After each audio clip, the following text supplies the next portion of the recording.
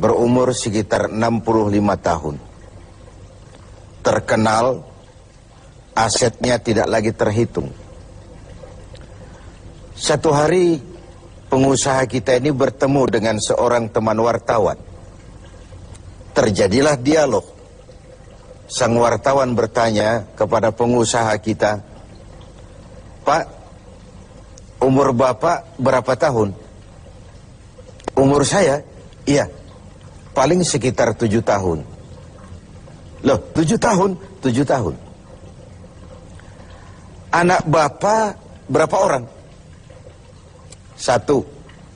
"Satu saja?" "Satu saja." "Harta Bapak berapa banyak?" "Ya, paling sekitar 10 sampai 15 juta rupiah saja." Teman wartawan berkata, "Pak, kenapa Bapak berdusta? Bapak orang terkenal, pengusaha besar, punya biografi. Kami tahu umur Bapak 65 tahun. Kenapa Bapak bilang 7 tahun? Anak Bapak pun banyak. Kenapa cuma bilang 1? Harta Bapak, aset sudah tidak ternilai. Kenapa Bapak bilang cuma 10 sampai 15 juta rupiah saja?" Senyum agak getir, sang pengusaha menjawab, "Kau benar, Nak. Umur saya kalau jumlahnya sih memang 65 tahun. Tapi dari 65 tahun umur saya itu, rasa-rasanya baru 7 tahun yang ada artinya di sisi Allah. Baru 7 tahun sujud saya benar. Baru 7 tahun saya laksanakan perintahnya, saya tinggalkan larangannya. Sisa umur yang lain habis kelabu warnanya, penuh dosa dan keingkaran. Saya katakan umur saya coba 7 tahun. Anak, kau juga tahu anak saya banyak. Tapi dari sekian banyak anak ini, rasanya cuma 1 yang akan jadi buah hati, belahan jantung, pelanjut cerita, penerus sejarah, anak soleh yang akan mendoakan orang tuanya. Yang lain susah diurus anak saya itu." "Oh gitu toh." "Iya." "Mengenai harta, Pak, kau juga benar. Harta saya, aset saya sudah sulit dihitung lah. Pabrik di mana-mana, di tiap bank hampir ada deposito saya. Tapi dari sekian banyak harta itu yang saya ingat, baru sekitar 10 sampai 15 juta yang saya belanjakan di jalan Allah.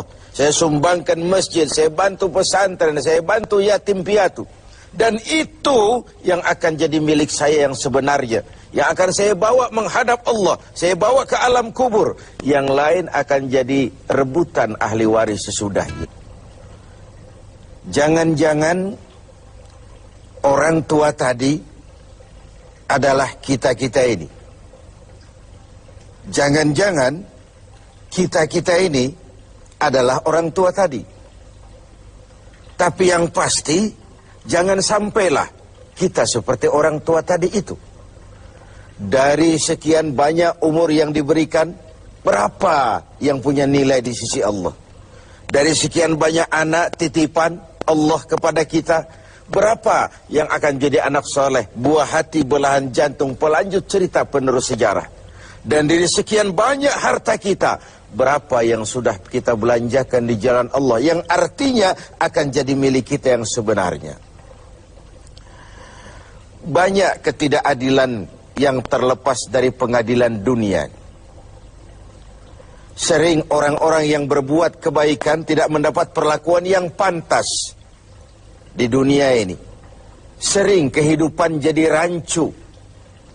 Yang benar dikhianati, pengkhianat dibenarkan. Yang tuntunan dijadikan tontonan, yang tontonan malah dijadikan tuntunan.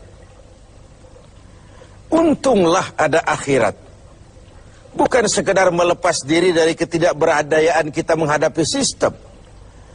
Tapi cermin bahwa tidak satu ketidakadilan yang bagaimanapun kecilnya yang terlepas dari pengadilan dunia akan terlepas juga di pengadilan akhirat nanti. Inilah keadilan. Karena itu pada jumpa kali ini saya ingin menyampaikan sebuah hadis tentang apa yang harus kita pertanggungjawabkan di hadapan Qadhi Rabbul Jalil nanti. Sebuah hadis menyatakan, "Lan tazula qadama 'abdin yaumal qiyamah hatta yus'ala an arba'i khisalin." besok di hari kiamat tidak akan bergeser telapak kaki seorang hamba sebelum ia dimintakan tanggung jawab terlebih dahulu tentang 4 persoalan. Apa yang 4 itu? Pertama, an umrihi fima afnahu. Umur yang diberikan kepadanya akan dimintakan tanggung jawab kelak. Di mana umur itu dihabiskan? Diberikan umur 30 tahun kah, 40 tahun, 50 sampai 70, 100 bahkan. Sejak kita akil balik sampai ajal datang merenggut nyawa, di mana umur itu dihabiskan? Kita sering main-main, padahal waktu berjalan terus. Kita sering lalai dan lupa, padahal malaikat maut tidak pernah lalai dan lupa. Seorang Nabi Yakub alaihissalam, seketika akan ajal, beliau menanyakan, kalau saya ajal kenapa tidak diberitahu lebih dahulu? Kata malaikat maut, sudah diberitahu. Loh, bagaimana caranya diberitahu? Perubahan yang terjadi pada fisik kita adalah pemberitahuan. Uban yang bertabur, mata yang mulai lamur, pendengaran yang mulai kabur, itu semua pemberitahuan agar kita mawas diri. Umur akan dimintakan pertanggungan jawab. Di mana umur itu dihabiskan? William Shakespeare memang pernah bilang, waktu hidup itu singkat. Tahu-tahu baru saja zuhur, tahu-tahu sudah asar. Baru saja asar, tahu-tahu sudah maghrib. Yang kemarin anak-anak, tahu-tahu sudah punya anak. Tahu-tahu, dan tahu-tahu. The time of life is short, kata Shakespeare. Waktu hidup itu singkat betul. Namun waktu yang singkat akan terasa ada manfaatnya kalau kita bisa memanfaatkannya dengan yang sebaik-baiknya. Apalah umur panjang kalau cuma untuk menimbun dosa dan kesalahan. Lebih baik umur yang panjang tapi untuk mengkoleksi berbagai kebajikan. Inilah makna ucapan Nabi, khairukum man tala umruhu wa hasuna amalu. Yang terbaik di antara kamu orang yang panjang umurnya dan banyak juga kebaikannya. Umur ini yang sering kita berleha-leha menghabiskannya untuk sesuatu yang tidak punya nilai, kelak akan dimintakan tanggung jawab di hadapan Allah Azza wa Jalla. Lalu yang kedua, wa an syababihi fima ablahu. Masa muda, pernah diberikan umur muda, di mana dihabiskan umur muda itu? Hura-hura atau untuk sesuatu yang bermanfaat? Dahulu ada seorang selebritis lah kalau zaman kita sekarang. Namanya Ibrahim bin Adham. Namanya Malik bin Dinar. Namanya saja sudah Malik bin Dinar, Raja bin Uang. Hidupnya jet set. Satu malam dia mengadakan pesta di rumah mewahnya. Datang seorang pengemis, bertanya kepada penjaga pintu, siapa yang punya rumah ini? Bos saya. Iya, Malik bin Dinar. Oh, orang kaya? Orang kaya. Selebriti? Selebriti.